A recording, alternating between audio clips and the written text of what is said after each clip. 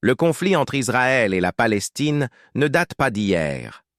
Ses racines remontent à plus d'un siècle, au début du XXe siècle, lorsque plusieurs peuples revendiquaient la même terre après la chute de l'Empire ottoman. En 1947, l'ONU propose un plan de partage de la Palestine en deux États, un État juif et un État arabe. Ce plan est accepté par les Juifs, mais rejeté par les Arabes, ouvrant la voie à la guerre. En 1948, l'État d'Israël est proclamé. Pour les Israéliens, c'est la naissance d'une nation. Pour les Palestiniens, c'est la Nakba, la catastrophe, marquée par l'exil de centaines de milliers de civils. La Cisjordanie, Jérusalem-Est et la bande de Gaza deviennent le cœur du conflit.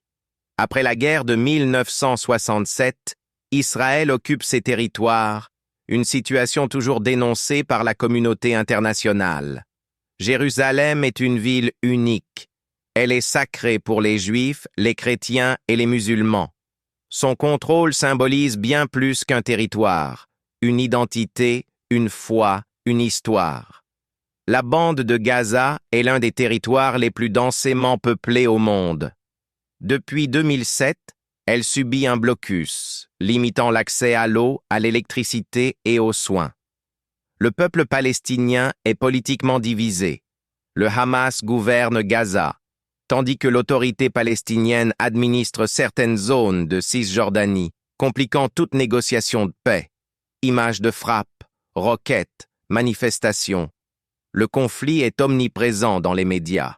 Pourtant, sa complexité historique est souvent réduite à des images de violence. De nombreux accords ont tenté de mettre fin au conflit. Oslo, Camp David, médiation internationale. Mais la paix durable reste hors de portée. Derrière la politique et les armes, ce sont les civils qui souffrent le plus. Enfants, femmes et familles vivent dans la peur, la perte et l'espoir d'un avenir meilleur.